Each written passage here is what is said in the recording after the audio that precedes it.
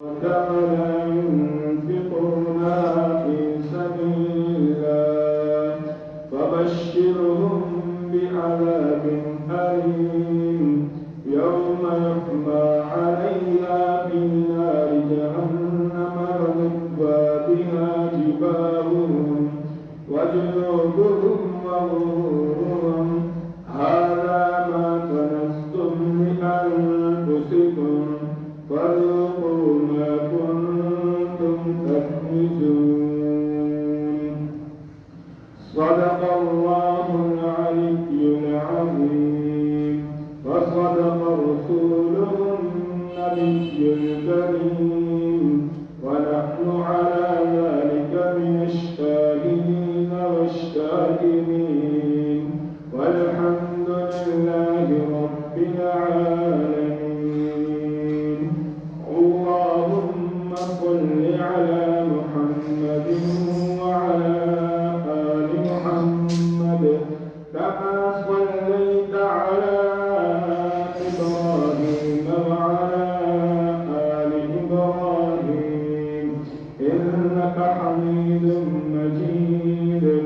اللهم بارك على محمد وعلى آل محمد كما باركت على إبراهيم وعلى آل إبراهيم إنك حميد مجيد. رب زدني علما نافعا ورزقا مباركا وعملا متقبلا. رب اشرح لي صدري ويسر لي أمري واحلل عقدة من لساني يفقه قولي. أستغفر الله ربي من كل ذنب وأتوب إليه. اللهم إنا نجعلك في نحورهم ونعوذ بك من شرورهم. سبحان الله وبحمده سبحان الله العظيم.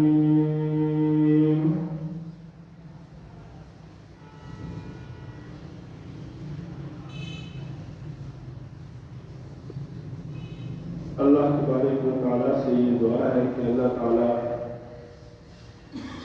مجھے سچ کہنے کی اور صحیح طریقے سے سمجھانے کی توفیق عطا فرمائے. اس کے بعد مجھے اور تمام مسلمانوں کو اللہ تعالیٰ عمل کرنے کی توفیق عطا فرمائے. کمی کوتاہی کو اللہ اپنی رحمت سے معاف فرمائے. انسان ہے، کمزور ہے، باتوں میں کمی رہ جاتی ہے، عمل میں کمی رہ جاتی ہے. اللہ تعالیٰ اپنی رحمت سے ان کو معاف فرمائے. تمام مسلمانوں کو اللہ تعالیٰ جمعے کی نماز پڑھنے کی توفیق عطا فرمائے. رمضان المبارک کا مہینہ ہے، یہ رحمتوں برکتوں والا مہینہ ہے. بہت سارے خوش نصیب لوگ ہیں جو اس مہینے میں روزہ بھی رکھتے ہیں، نماز بھی پڑھتے ہیں اور جماعت کے ساتھ پڑھنے کی کوشش کرتے ہیں، جس کی وجہ سے الحمدللہ ہر جگہ کی مساجد پر ہیں اور آباد ہیں. یہ اس مہینے کی برکتیں ہیں. خوش نصیب لوگ ہیں یہ برکتیں لے رہے ہیں، اور بد نصیب ہیں وہ لوگ جو ان برکتوں سے دور ہیں. لیکن پھر بھی انسان کو اپنی زندگی میں سنجیدہ ہو کر آخرت کے لیے کچھ نہ کچھ ضرور کرنا چاہیے کہ انسان کو اگر موت آ جائے تو وہاں جا کر ایک انسان کے لیے آخرت میں آسانیوں والا معاملہ ہو جائے. تو اللہ تعالیٰ نے جو آیات میں آپ کے سامنے پڑھی ہیں، ان آیات کے اندر اللہ تعالیٰ نے یہ واضح طور پر فرمایا ہے کہ جو بھی لوگ مالدار ہیں، جن کے پاس مال ہے، یہ میں نے ان کو دیا ہے، اور میرا ہی حکم ہے کہ تم اس مال میں سے میرے راستے میں جو تمہارے اوپر زکوٰۃ آتی ہے وہ اس کو ادا کرو. میرے بھائیوں، یہ بات یاد رکھنا، اگر کوئی انسان ارب پتی ہے، کروڑ پتی ہے، لاکھ پتی ہے، ہزار پتی ہے، کسی کی دکان بہت زیادہ چل رہی ہے، کسی کا کاروبار عروج پر ہے اور کوئی تھوڑا سا درمیانہ ہے، کسی کا بالکل بھی نہیں چل رہا، ان سب چیزوں کے پیچھے اللہ کا حکم ہے۔ اگر کسی کے پاس بے شمار مال ہے، یہ بھی اللہ کا حکم ہے، اور اگر کسی انسان کے پاس مال تھوڑا ہے تو یہ بھی اللہ کا حکم ہے، کیونکہ اللہ نے یہ وعدہ نہیں کیا کہ تمہارے پاس عقل زیادہ ہوگی تو مال زیادہ ہوگا، تمہارے پاس علم زیادہ ہوگا تو مال زیادہ ہوگا، تمہارے پاس محنت زیادہ ہوگی تو مال زیادہ ہوگا۔ ذالک فضل اللہ یؤتیہ من یشاء، یہ جو مال ہے یہ اللہ کا فضل ہے، دیتا ہے جس کو چاہتا ہے۔ اللہ یبسط الرزق لمن یشاء من عبادہ ویقدر له، کہ اللہ تعالیٰ اپنے بندوں کو رزق دیتا ہے، ہر بندے کا رزق اللہ نے ایک مقرر کیا ہے اور اسی کے مطابق اس کو دیا جا رہا ہے۔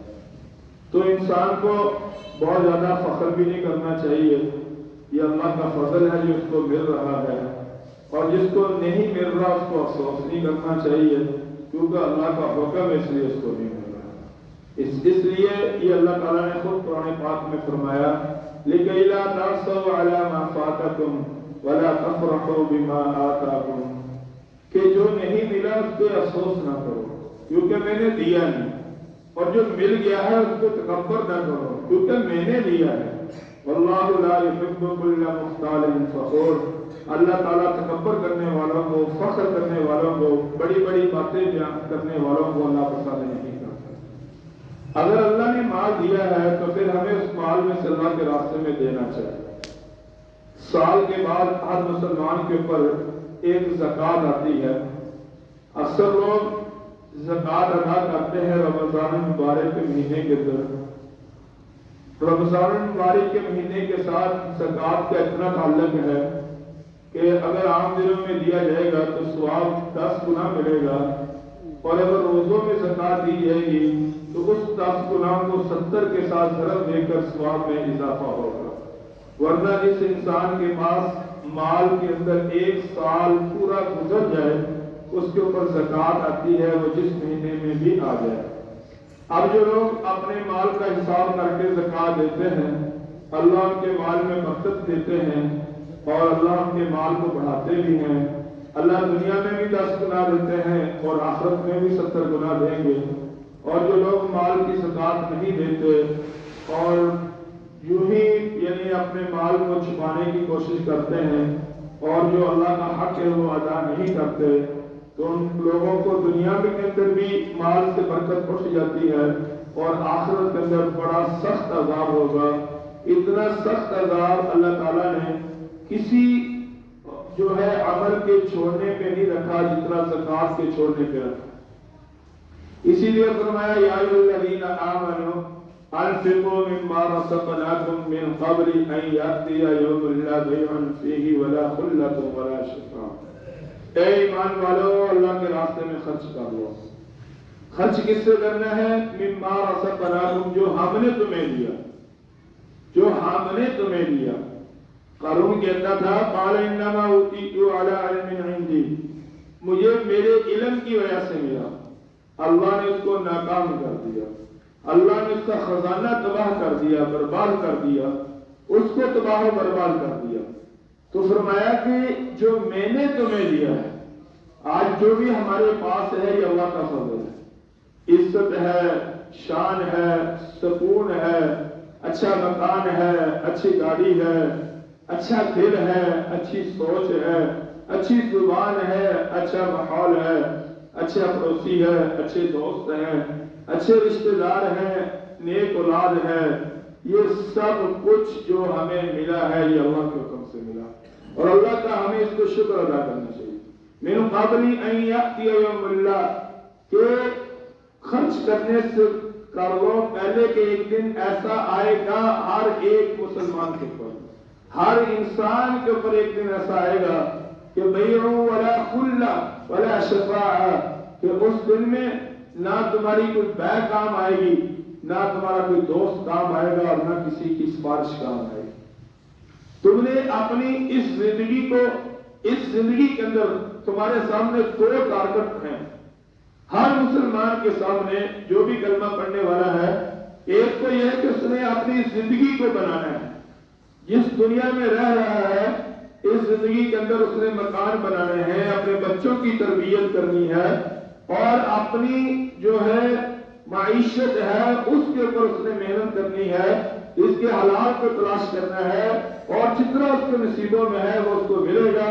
ایک تو ہر انسان کے سامنے یہ ٹارگٹ ہوتا ہے، اور دوسرا یہ ہے کہ انسان نے اپنی قبر اچھی کرنی ہے، انسان نے اپنی موت کو اچھا کرنا ہے، انسان نے اللہ کے پاس جا کر کامیابی لینی ہے، جہنم کے عذاب سے بچنا ہے۔ اس کے لیے بھی یہی اس دنیا کے اندر کرنا پڑے گا ہر انسان کو، اس زندگی کو قیمتی بنانا پڑے گا۔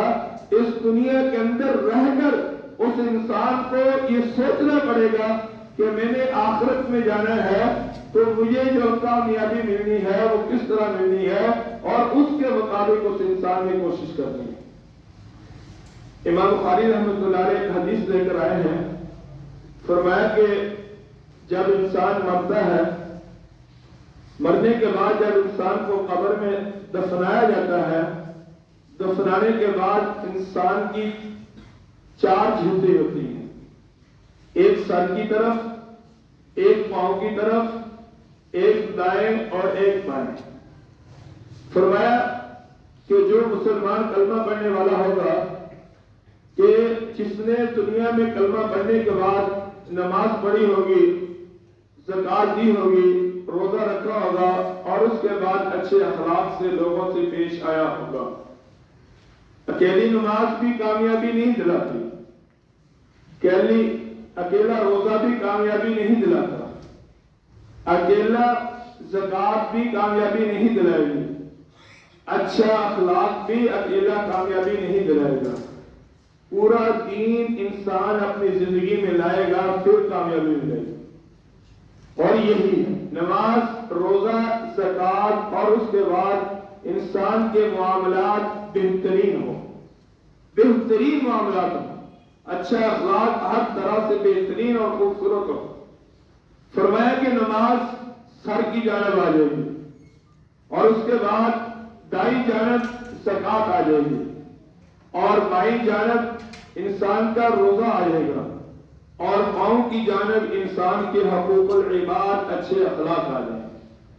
اب جب قبر کے اندر اس کو رکھا جائے گا، ایک دم قبر کے اندر سے ایک سخت جو ہے فرشتے آئیں گے، اور ان کی حیت بدلی ہوئی ہوگی، اور ان کے ہاتھ میں جو ہوں گے، فرمایا کہ وہ گڑ ہوں گے اور آگ کے بنے ہوں گے، اور آگ کے شعلے لے کر وہ قبر میں آئیں گے، اور سر کی جانب سے وہ حملہ کریں گے۔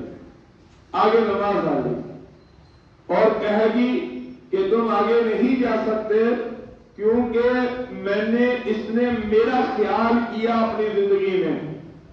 دیکھو 5 وقت کی نماز پڑھنا بہت مشکل عمل ہے، ہر آدمی 5 وقت کا نمازی نہیں ہے، بے شمار تمہیں، بلکہ ایک بستی کے اندر 100 بندہ تمہیں، یعنی اگر 4 یا 5 ہزار کی بستی ہے، تمہیں 100 سے 200 کے درمیان نمازی ملیں گے، باقی نمازی فارغ ہیں۔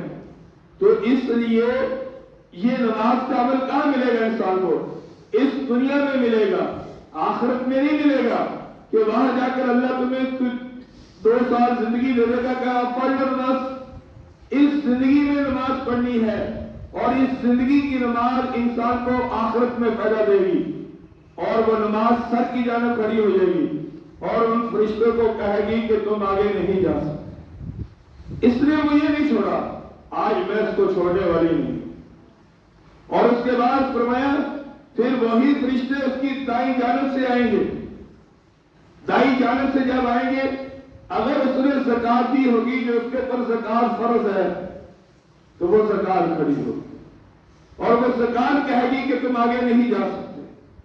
کیوں؟ اس نے دیکھو آج کے دور کے اندر اگر کسی آدمی کے پاس 10 لاکھ یا 20 لاکھ یا 25 یا 30 لاکھ ہے، اور اس میں سے وہ جو ہے وہ 1,02,500 زکات دیتا ہے تو اس کی زکات ہزاروں میں بنے گی، اور زکات دینا بہت مشکل عمل ہے۔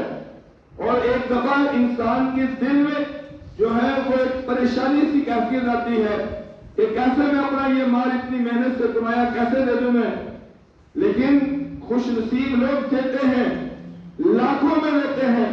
اگر ان لوگوں کے کاروبار کروڑوں میں ہے تو ان کی زکات لاکھوں میں اور وہ خوش ہو کر دیتے ہیں، اور اگر ان کے کاروبار اربوں میں ہے تو ان کی زکات کروڑوں میں ہے اور وہ خوش ہو کر دیتے ہیں، اور اللہ پھر ان کو بے شمار نوازتا ہے۔ اور یہ بات یاد رکھنا، اللہ کا وعدہ ہے زکات دینے والا آدمی کبھی فقیر نہیں ہوگا، زکات دینے والے آدمی کے مال میں کبھی تنگی نہیں آئے گی، زکات دینے والے آدمی کی زندگی میں کبھی پریشانی نہیں آئے گی، زکات دینے والے آدمی کے مال میں برکت آئے گی۔ اللہ کا یہ وعدہ ہے کہ جو انسان اللہ کے راستے میں دے گا وہ اللہ اس کو 10 گنا دنیا میں دیں گے اور 70 گنا اللہ تعالیٰ آخرت میں عطا فرمائیں گے۔ اور دینے والوں کو اللہ دے رہے ہیں۔ کنجوس آدمی کی کوئی زندگی نہیں ہے، بخیل آدمی کی کوئی زندگی نہیں ہے۔ جو آدمی اللہ کے راستے میں خرچ کرنے کی قوت نہیں رکھتا، طاقت نہیں رکھتا، میرے بھائیوں وہ اپنے اوپر بھی خرچ نہیں کر سکتا، وہ جمع ہی کرتا رہتا ہے، وہ چھوڑتا ہی رہتا ہے، اور وہ اسی حالت میں اس کو موت آتی ہے، اور بعد میں جن کو وہ ملتا ہے ان کی زندگیوں میں بھی سکون نہیں رہتا۔ اسی لیے اللہ نے فرمایا وَيْلٌ لِّكُلِّ هُمَزَةٍ لُّمَزَةٍ الَّذِي جَمَعَ مَالًا وَعَدَّدَهُ۔ فرمایا کہ ہلاکت ہے غیبت کرنے والوں کے لیے، لوگوں کے عیب لوگوں کے سامنے بیان کرنے والوں کے لیے، اور ان لوگوں کے لیے جنہوں نے مال کو جمع کیا، وَعَدَّدَهُ، اور جمع کرنے کے بعد ان کو گن گن کر رکھا، يَحْسَبُ أَنَّ مَالَهُ أَخْلَدَهُ، کہ گمان کرتا تھا کہ اس کا مال اس کے پاس ہمیشہ رہے گا۔ فرمایا کلا، فرمایا مال ہمیشہ نہیں رہے گا۔ یہ انسان کی جو وزارت ہے وہ ہمیشہ نہیں ہے، ہمارے سامنے ہے، اس دنیا کے نقشے ہمارے سامنے ہیں، لیکن بد نصیبی یہ ہے کہ ہم عبرت نہیں لیتے۔ جو وقت کے وزیر ہوتے ہیں وہ قاضی بن جاتے ہیں، جو قاضی ہوتے ہیں وہ وزیر بن جاتے ہیں۔ یہ ہمارے پاکستان کے اندر یہ چیزیں عام چل رہی ہے، کل کسی کی، آج کسی کا، پرسوں کسی کا، اور یہی دنیا کا ایک نقشہ ہے جو ہمارے سامنے کہ یہ دولت، یہ عہدہ، یہ رتبہ کسی انسان کے پاس ایک وقت نہیں رہتا، کبھی کسی کے پاس جاتا ہے، کبھی کسی کے پاس، لیکن جو ان کے ہوتے ہوئے اللہ کو راضی کر لیتے ہیں وہ لوگ کامیاب ہوتے ہیں، جو اللہ کو راضی نہیں کرتے وہ بدبخت ہوتے ہیں۔ کلا لینبذن فی الحطمہ، تمہیں حطمہ میں ڈالا جائے گا۔ وما ادراک ما الحطمہ، کبھی سوچا ہے حطمہ کیا ہے؟ نار اللہ الموقدہ، شعلہ مارنے والی اللہ کی آگ ہے، اللہ کی تطلع علی الافئدہ، جو تمہیں سر سے جلائے گی، تمہارے سر کے بالوں کو جلائے گی، تمہارے پاؤں کے ناخنوں کو جلائے گی، تمہاری ٹانگوں کو جلائے گی، تمہارے پیر کی ہڈیوں کو جلائے گی، یہاں تک کہ تمہارے دلوں پہ آئے گی اور تمہارے دلوں کو جلا کر راہ کر دے گی۔ انہا علیہم مؤصدہ، اس آگ کا دھواں بھی باہر نہیں نکلے گا بلکہ چاروں طرف سے بند ہوگی، ان کوٹھڑیوں کے اندر وہ آگ روشن ہو رہی ہوگی، فی عمد ممددہ، لمبے لمبے ستونوں کے اندر ہوگی۔ انسان وہاں موت کو پکارے گا، ثم لا يموت، وہاں موت بھی نہیں آئے گی، ولا يحيى، اور وہاں انسان کو زندگی بھی نہیں ہوگی بلکہ ایک مدہوشی والی زندگی ہوگی۔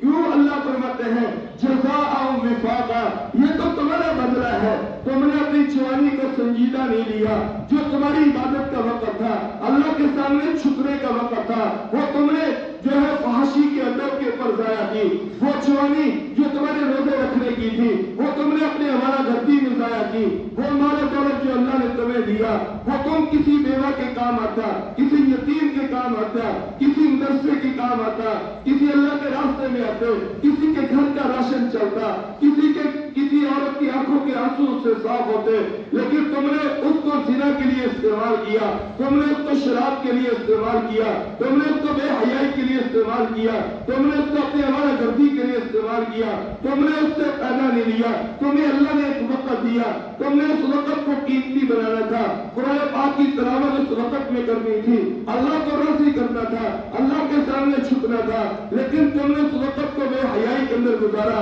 اور فضول باتوں کے اندر گزارا، تم ایک جوان بنے، جوانی سے تمہارا بڑھاپا آیا، بڑھاپے سے تم موت کی آغوش میں چلے گئے، موت کی آغوش سے تم قبر میں چلے گئے، لیکن بدبختی یہ ہوئی کہ تم نے اپنے لیے کچھ بھی نہیں کیا، کچھ بھی نہیں کیا۔ ایک عمل بھی انسان کے پاس ایسا نہ آیا کہ جو وہاں جا کر انسان کو بچا سکے گا۔ تو اس لیے اللہ نے فرمایا انہم کانوا لا یرجون حسابا، تم تو دنیا میں حساب کی امید نہیں رکھتے تھے، تمہیں تمہارا ماں باپ سمجھاتا، تم ہنس کر ان کی بات کو ٹال دیتے، تمہیں بڑے لوگ سمجھاتے، تم کہہ دیتے کہ یہ ہلے ہوئے ہیں، ان کے دماغ کام نہیں کرتے، تمہیں لوگ آ کر سمجھاتے، لیکن تم نے ان کی بات کو نہیں سمجھا۔ قرآن تمہیں سمجھاتا رہا لیکن تم نے قرآن کو سنجیدہ نہیں لیا، حدیثوں نے تمہیں سمجھایا لیکن حدیثوں کو تم نے سنجیدہ نہیں لیا، تمہارے استادوں نے تمہیں سمجھایا لیکن استادوں کی باتوں کا تمہارے دلوں پہ اثر نہیں ہوا۔ انہم کانوا لا یرجون حسابا وکذبوا بآیاتنا کذابا وکل شیء احصیناہ کتابا، ہم نے تمہاری ہر بات کو لکھا، ہم نے تمہاری ہر بات کو لکھا، شمار کیا۔ فذوقوا فلن نزیدکم، آج اللہ کا عذاب چکھو، فلن نزیدکم الا عذابا، آج اللہ کے پاس تمہارے لیے کوئی رحم نہیں ہے، آج اللہ کے پاس تمہارے لیے عذاب کی کمی اور تخفیف کے اندر کوئی گنجائش نہیں ہے، آج کوئی سفارش نہیں ہے، آج کوئی مال نہیں ہے، کوئی دولت نہیں ہے، کوئی تمہارا بڑا پن نہیں ہے، کوئی تمہارے تعلق نہیں ہے، کوئی تمہارے کام نہیں آنے والا، کوئی تم اکیلے جب حرام کماتے تھے، اولاد عیاشی کرتی تھی اور دوست عیاشی کرتے تھے، لیکن آپ اس حرام کا حساب اللہ کو دینا ہے، آپ کوئی تمہارے اس وقت کوئی کام آنے والا نہیں ہوگا۔ اسی لیے اللہ نے فرمایا کہ اے لوگوں اپنی زندگی کو سنجیدہ لو، اپنی جوانی کو سنجیدہ لو، ہم نے تمہیں دنیا میں افحسبتم انما خلقناکم عبث، کہ ہم نے تمہیں فضول پیدا نہیں کیا، ہم نے تمہیں ایک مقصد کے لیے پیدا کیا ہے۔ تمہارے دو گھر ہیں، ایک گھر جنت ہے جس میں تمہارے لیے 70 سے زیادہ حوریں ہیں، جس میں تمہارے لیے باغ ہے، جس میں تمہارے لیے نہریں ہیں، جس میں تمہارے لیے خوشبوئیں ہیں، جس میں تمہارے لیے ٹھنڈی ہوائیں ہیں، جس میں تمہارے لیے سکون ہی سکون ہے۔ دوسرا گھر جو ہے وہ جہنم ہے، جس میں سانپ ہے، جس میں بچھو ہے، جس میں آگ ہے، جس میں گرم لو ہے، جس میں زقوم ہے، جس میں پیپ ہے، جس میں خون ہے، جس میں اللہ کی ناراضگی ہے، جس میں اللہ کا عذاب ہے۔ اب تم نے فیصلہ کرنا ہے کہ جنت میں جانا ہے یا جہنم میں جانا ہے۔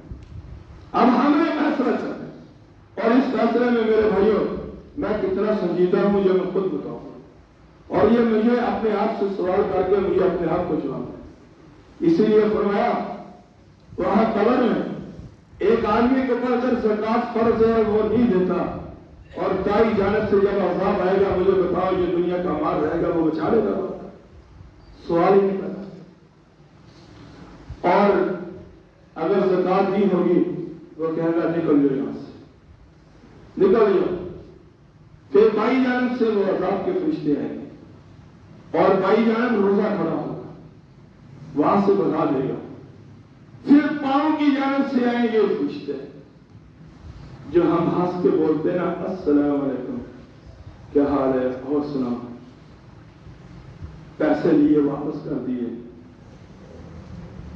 دیانتداری سے کسی کے ساتھ پیش آئے، غلط بیانی نہیں کی، جھوٹ نہیں بولا، دھوکہ نہیں دیا کسی کو، وہ ہمارے پاؤں کی جانب چیزیں کھڑی ہوں، وہاں آئیں گے فرشتے بھگا دیں گے، وہ اللہ کے پاس جائیں گے، کہیں گے یا اللہ ہم نے چاروں طرف سے اس کو حملہ کیا لیکن اس کے تو اعمال چاروں طرف کھڑے ہیں۔ اللہ فرمائیں گے وہ جنتی آدمی ہے، تم اس کا کیا کرو گے؟ جاؤ جنت میں سے لیا کر اس کے لیے بستر بچھا دو اور جنت کے جو محلات کی کھڑکیاں ہیں اس کے لیے کھول دو۔ اتنے خوش نصیب لوگ ہوں گے وہ جن کو یہ زندگی مل جائے گی، اور جس نے کچھ بھی نہیں کیا اس کے پاس کیا جواب ہے؟ حدیث میں ہاں ٹھیک ہے ہوں گی، اللہ میں نے کچھ بھی نہیں کیا، میں بدبخت نکلا، بد نصیب نکلا، میں نے اپنی زندگی کو سنجیدہ لیا ہی، نماز بھی ضائع کی، زکات بھی ضائع کی، روزہ بھی ضائع کیا، اور جب کسی سے بولنا تو لڑائی جھگڑے والا ماحول رکھنا، لڑائی جھگڑا توجہ رکھو تھوڑی، یہ اپنے سے اندر رہتا۔ جب کسی سے بات کی تو لڑائی جھگڑے والا ماحول، جو بھی تو اس وقت میرے بھائیوں انسان کے پاس سوائے پچھتاوے اور کچھ نہیں. اگر اللہ نے مال دیا ہے تو اس مال کو اللہ کے راستے میں خرچ کرو.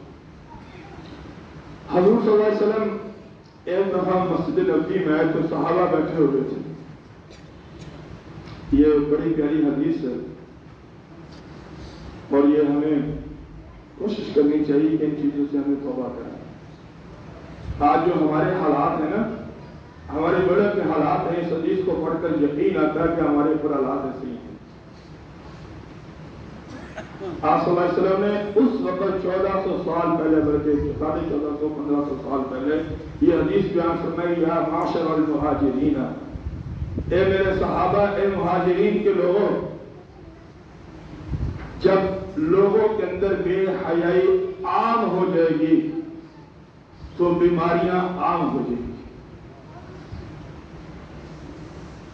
جب بے حیائی، بے پردگی اور آنکھوں سے حیا ختم، گھروں کے اندر باپ اور بڑے بھائی کی تمیز ختم.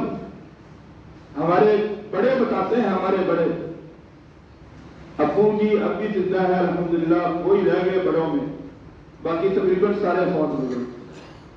وہ کہتے تھے کہ بیٹا میں بڑا تھا اپنے بہن بھائیوں میں، اور میرا ایک چاچا تھا.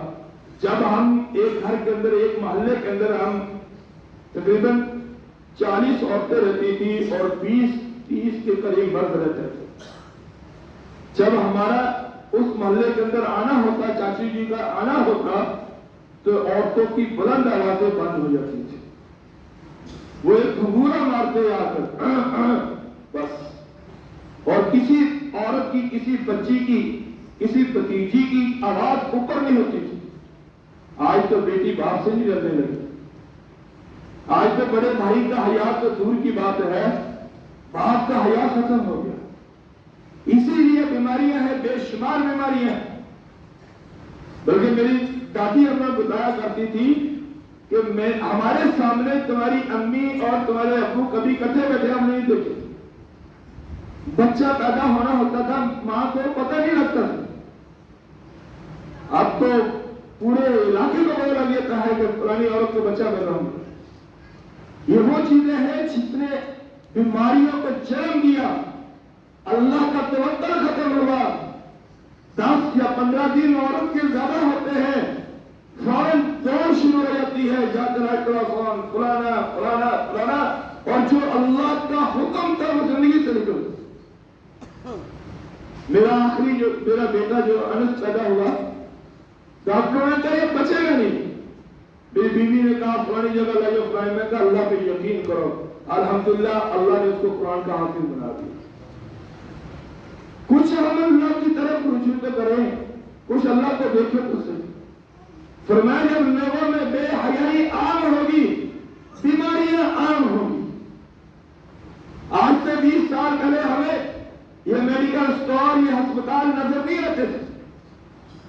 لیکن آج جو بڑے لوگ ہیں وہ اپنی جوانی کی عمر دیکھ رہے 30 سال پہلے، لیکن آج دیکھ رہے کاروبار، بزنس ان لوگوں کا عام ہو گیا. اور دوسرا فرمایا جب لوگوں کے اندر ناپ توڑ میں کمی ہو جائے گی، فرمایا کہ پھر لوگوں کے اوپر مشقت آ جائے گی، دن رات کام کریں گے لیکن ان کی زندگی میں سکون نہیں ہوگا اور مطمئن نہیں ہوگا. کوئی تو ایسی گھڑی ہو، کوئی تو ایسی جگہ ہو جہاں بریک لگ جائے، میرے لیے اتنا ہی کافی. سائیکل سے موٹر سائیکل لیا، موٹر سائیکل سے گاڑی، پھر گاڑی مہران لی، مہران سے دوسری سے تیسری، پھر 15 ماڈل، پھر 16 سے 24 کے خواب، پھر آنے والا 25 کے خواب. کون سی ایسی جگہ ہے جہاں انسان کی بریک لگ جائے؟ کیونکہ آنے والا یہ رزق ہے. فرمایا اگر وہ حلال طریقے سے آئے گا تمہاری زندگی میں سکون ہوگا اور مطمئن ہوگے. الحمدللہ اللہ نے جتنا دیا الحمدللہ، اور سکون سے انسان سو رہا ہے. لیکن اگر حرام کا رزق ہے وہ لوگ مطمئن نہیں. اور لاکھوں روپے کی دہاڑی کما کر، میں نے خود اپنے کانوں سے سنا، 3 لاکھ روپے کی ایک آدمی دہاڑی کما کر کہہ رہا ہے کمائی پوری نہیں ہوئی، آج کمائی پوری نہیں ہوئی. وجہ کیا ہے؟ کیونکہ اندر سے وہ چیزیں نکل گئی جو حضور نے ہمیں بتائی. اور فرمایا کہ تیسری چیز جب لوگ وعدہ خلافی توڑیں گے، فرمایا کہ اس وقت فرمایا کہ تمہارے اوپر ظالم لوگ اللہ مسلط کر دیتا. آئی دن کاروباری لوگ، بزنس لوگ جانتے ہیں چیز لینے کے لیے آئے گی، بس یہ چیز ہمیں دے دے، 2-3 دن کے اندر آپ کو پیسے پہنچا دیں. پھر کبھی 2-3 دن نہیں آتے ہیں. اور پھر ہم کہتے ہیں کہ ہمیں بادشاہ ملے جو ہے امیر المؤمنین حضرت عمر فاروق رضی اللہ تعالیٰ عنہ جیسے. فرمایا کہ جب تم وعدہ خلافی کرو گے تمہارے اوپر ظالم حکمران آئیں گے، تمہارے چیزیں حرام کر دیں گے، تمہاری سکون تباہ و برباد کر دیں گے. رات کے علاوہ کبھی یہ پنکھے چل رہے ہوتے ہیں نا تو میں سوچ رہا ہوں گا بل کا کیا بنے گا. اب ہمارا آگے جا کر کیا انجام ہوگا، کس طرح ہماری زندگی گزرے گی. وجہ کیا ہے کہ ہمارے اندر خود کے اندر وعدے پورے نہیں ہیں. بے شمار ایسے لوگ ہوں گے جو لوگوں سے پیسے لے کر اور بعد میں مکر گئے، انہوں نے نہیں دیے پر پچھتے ہوتی ہیں اور پھر لڑائی جھگڑے فسادوں تک باتیں پہنچتی ہیں، یہاں تک کہ یہ دوستی وہ دشمنی میں تبدیل ہو جاتی ہے، صرف وجہ کیا بنتی ہے وعدہ خلافی. اور پھر آگے حضور صلی اللہ علیہ وسلم نے فرمایا جب اللہ کی نہیں مانو گے، جب اللہ کی نہیں مانو گے، اللہ کے احکام کے اوپر عمل نہیں کرو گے، فرمایا کہ تمہاری آپس میں لڑائی جھگڑے فساد شروع ہو جائے.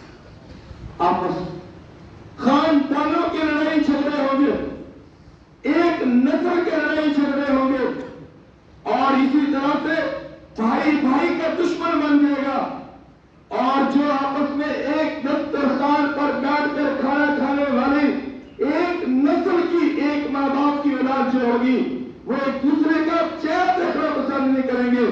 فرمایا کہ اس کی وجہ کیا ہوگی کہ انہوں نے اللہ کو چھوڑا اور اللہ نے ان کی زندگیوں کے اندر تباہی بربادی پیدا کر دی. ہمارے ساتھ یہ ہو رہا ہے. اور فرمایا کہ جب لوگ زکات دینا چھوڑ دیں گے، اور فرمایا کہ اللہ اپنی رحمت کی بارشیں روک دے گا. جس وقت بارش کی ضرورت ہوگی نہیں ہوگی، جب ضرورت نہیں ہوگی اس وقت بارشیں ہوگی.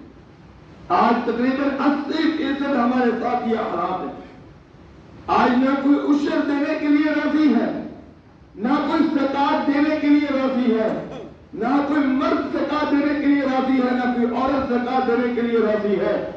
پہننے والی زیور عورت اور زکات خان دے یا کوئی اور دے، جب اس کو زکات کی باری آتی ہے کہتی ہے یہ میرے میاں نے دینی ہے، اور جب میاں کہا کہ میرے زیور بیچنا ہے تو کہتی ہے طلاق لے لوں گی لیکن زیور نہیں دوں گی، زیور نہیں دوں گی. حضور صلی اللہ علیہ وسلم کے پاس 2 عورتیں آئیں، ان کے زیور جو تھے کنگن پہنے ہوئے تھے یہ سونے کے. آپ صلی اللہ علیہ وسلم، یا تو یہ پردے سے پہلے کا واقعہ ہے یا عموماً آپ صلی اللہ علیہ وسلم کے پاس عورتوں کا آنا جانا تھا، آپ کو شریف پردے کا حکم نہیں تھا اور امت کے لیے شریف پردے کا حکم تھا. یہ 2 جواب دے کر رکھا. آپ نے جب ان عورتوں کے کنگن رکھے، دیکھیں آپ نے کہا کہ تم نے ان کی زکات ادا کی ہے؟ کہنے لگی نہیں. فرمایا کہ ان کی زکات ادا کر دو ورنہ قیامت کے دن اللہ تبارک و تعالیٰ تمہیں یہ 2 کنگن جو ہوں گے یہ تمہارے آگ کے کنگن بن جائیں گے اور تمہارے جسم کے اوپر مسلط کر دیں گے. اب اگر انسان زیور عورت کے لیے سب سے بڑی عزت والی بات ہوتی ہے. اگر نہ بھی بنے لوگ بنا لیتے، شادی ہونا زیور آیا خواص زیور کی طرح لا رہی تو پہننا بنی کہ لوگوں کے عیب چھپے رہنے دو. بڑے شوق سے لوگ اس کا مذاق، لوگوں کی غریبی کا مذاق اڑاتے. رونا اللہ کی قسم میں تو کوشش کرتا ہوں کہ اپنی بیٹی کو جو دو کسی کو نہ دکھاؤ، جو اپنے بیٹے کے لیے دو وہ کسی کو نہ دکھاؤ، ورنہ تمہاری جو اخلاص ہے وہ پانی میں یہ لوگ ملا دیں گے. آنے والے لوگ، آنے والے مہمان، ان کو خدا کا خوف کرنا چاہیے کہ انہوں نے جس طرح اپنی بیٹی کا ایک شرعی جو فریضہ ہے ادا کیا، اپنے بیٹے کا فریضہ ادا کیا. آج کے دور کے اندر تم اس کو شاباش دو، اس کو مبارکباد دو۔ بیٹی کے باپ کو کہو کہ اللہ تمہاری بیٹی کی زندگی میں برکت دے، اللہ تمہاری رزق کے اندر برکت دے، اور بیٹے کے باپ کو کہو کہ اللہ تمہارے بیٹے کو آگے بڑھائے، آگے بڑھائے، ہر طرح کے شر سے بچائے۔ یہ مبارکبادی دو آ کر بیٹی کو اور بیٹے کو، جا کے یہ چسکے لو کہ کیا لیا، کتنے کپڑے بنائے، کتنے کے آئے، فلانا کتنے کا آیا۔ یہ وہ باتیں ہیں یہ تمہارے منہ سے نکلنے والی کہ لوگوں کی اس گھر کی فیملی کے اندر زہر بنا دیتی، اور یہ چیزیں اس معاشرے کے اندر، اس فیملیوں کے اندر ہو رہی ہے میرے بھائیوں۔ لیکن کم سے کم ہمیں ان چیزوں کے اوپر، اگر ہم یہاں بیٹھے ہیں مسلمان ہیں، دل رکھنے والے ہیں اور درد دل ہے، تو ہمیں ان چیزوں سے بچنا چاہیے۔ اپنی فیملی کو، اپنی بیوی کو، اپنے بچوں کو، اپنی بیٹیوں کو اتنی تعلیم ضرور دو کہ جاؤ جا کر شادی ہال میں کھانا کھاؤ، جاؤ جا کر اگلے کو مبارکباد دو، مت کسی کے کپڑوں کے اوپر بات کرو، مت کسی کے سوال پہ بات کرو، مت کسی کے جو ہے زیور پہ بات کرو۔ اس کے دل پہ چھریاں چلیں گی، اس کی آنکھوں میں آنسو آئیں گے، شاید کہیں یہ نہ ہو کہ اس کی ہاتھ تمہارے گھر کی طرف نہ آئے۔ اس لیے ان چیزوں سے ہمیں بچنا چاہیے۔ اور زیور کی زکات ہر جس عورت کے پاس ہے اس کو دینی چاہیے۔ زکات پہلے نمبر پر مال، نمبر 2 جانور، بکریاں، اگر 40 بکریاں ہمارے گھر کے اندر موجود ہیں تو اس کے اوپر زکات آئے گی، 1 بکری آئے گی اس کے اوپر۔ 30 گائے ہیں ان کے اوپر بھی زکات آئے گی ہماری۔ اس کے بعد زمین سے نکلنے والا جتنی بھی پیداوار ہے اس کے اوپر عشر آئے گا۔ اور پھر اس کے بعد جو ہمارا مال ہے، تجارت کا، ہم کاروبار بزنس کرتے ہیں، بعض دکاندار اس طرح کرتے ہیں کہ وہ موٹا سا حساب لگا کر وہ اپنا جو ہے دے دیتے ہیں۔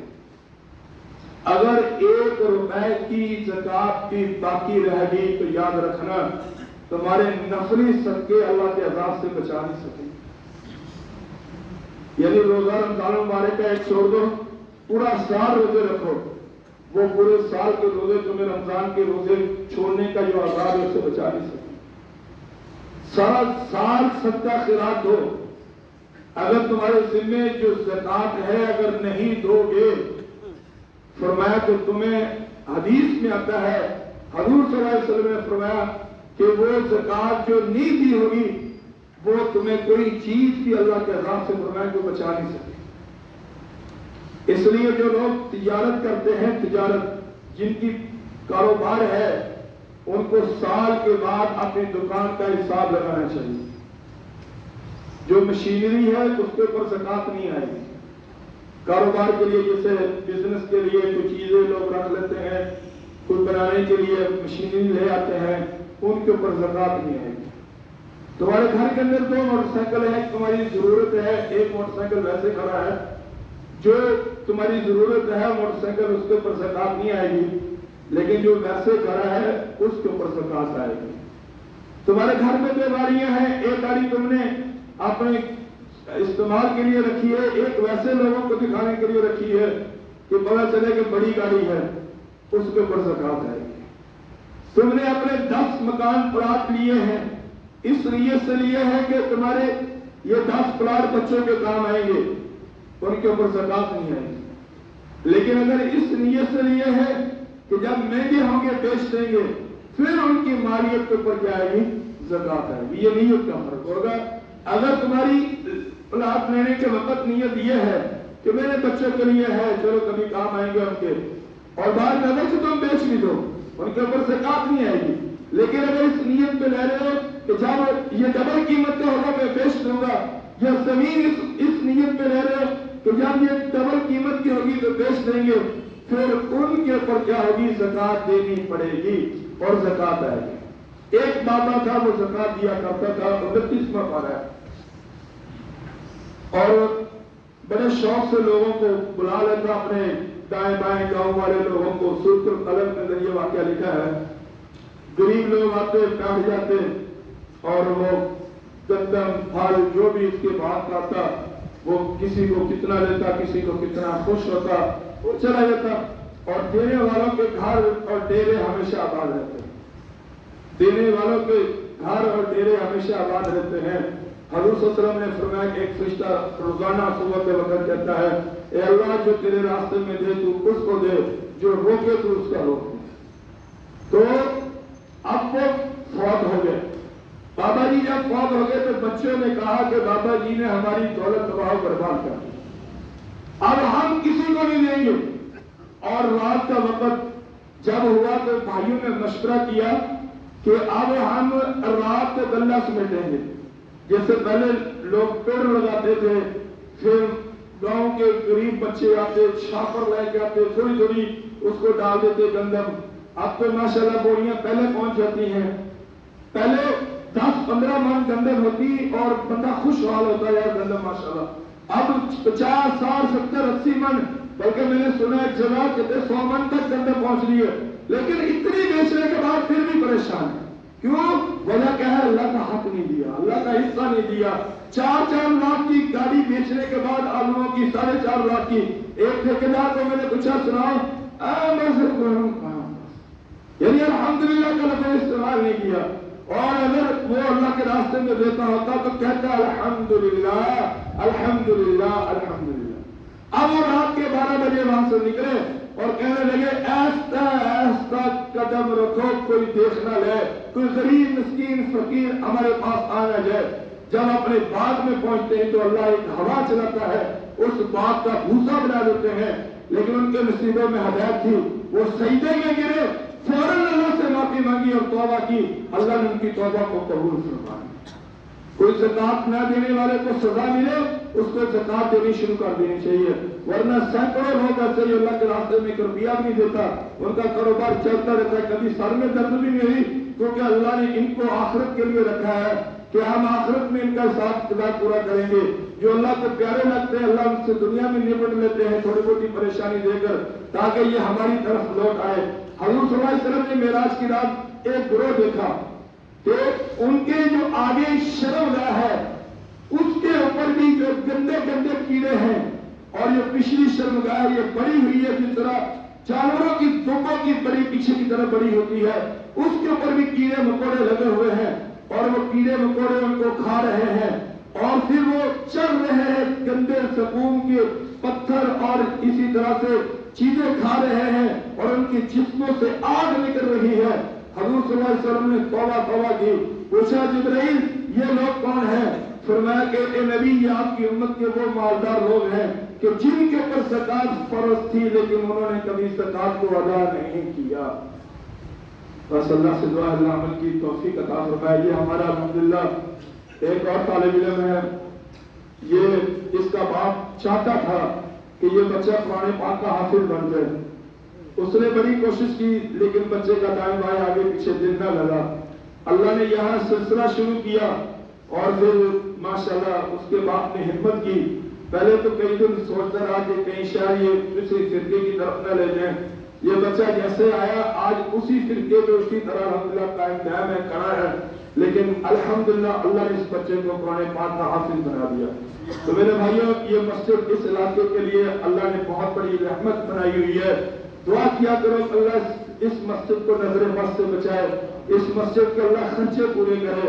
الحمدللہ بچے قرآن پاک حفظ کر رہے ہیں, بچیاں قرآن پاک حفظ کر رہی ہیں. ان بچیوں کی تلاوت جب سنتے ہیں الحمدللہ محنت کا دل خوش ہو جاتا ہے. بچیاں قرآن پڑھ رہی ہیں, ترجمہ پڑھ رہی ہیں. اس علاقے کی جو بچیاں مدرسے میں جا کر رات نہیں گزار سکتی ان کے لیے یہ رحمت ہے کہ وہ آتے ہیں شام کو گھر چلے جاتے ہیں. تو اس لیے خصوصاً اس مدرسے کے لیے اپنی دعاؤں کو یاد رکھا کرو. یہ مسجد انشاءاللہ ہم نے اپنی زندگی میں اس مسجد کو عام بنایا ہے, ہر آدمی کے لیے کھول کر رکھی ہے. رات کو آؤ, دن کو آؤ, ہر طرح کا فائدہ اس مسجد سے لوگ لے رہے ہیں اور اللہ نے اس کو آباد کیا ہے. ہمارے جو صاحب نے یہ جگہ دی تو کہنے لگے اتنی جگہ میں اور دے رہا ہوں, کا سب لوگ آیا کریں گے. میں نے کہا اللہ جانتا ہے, لیکن آج الحمدللہ ہماری مسجد نیچے سے بھی اوپر سے بھی ہر طرح سے الحمدللہ آباد ہے. بس آپ نے دعائیں ضرور کرنی ہے کہ اللہ ہمارے اوپر کوئی زوال نہ لے کر آئے, کوئی برا وقت نہ لے کر آئے. اللہ کیونکہ ہم کمزور ہیں میرے بھائیوں, میں تو اللہ سے دعا کرتا ہوں کہ یا اللہ میری وجہ سے اس مسجد کی کمی عزت میں کمی نہ آئے, کہ جب میری وجہ سے اس مسجد میں عزت کی کمی آنے آئے، مسجد میں بیٹھا ہوں، قرآن میرے سامنے یہاں بیٹھا ہوں، میں دعا کرتا ہوں کہ اللہ میری زندگی کا وہ آخری دن بنا دینا۔ اللہم احینی اذا کانت الحیات خیرا لی وتوفنی اذا کانت الوفات خیرا لی، کہ اللہ جب تک زندگی میں خیر ہو زندہ رکھنا، جب موت میں خیر ہو تو موت دینا۔ یہی زندگی کا مشن ہے، یہی مقصد ہے، اور یہی اسی کے اوپر زندگی گزارنے کی کوشش کر رہے ہیں، اسی کے اوپر ماحول کو لے کر جا رہے ہیں۔ بس اللہ عمل کی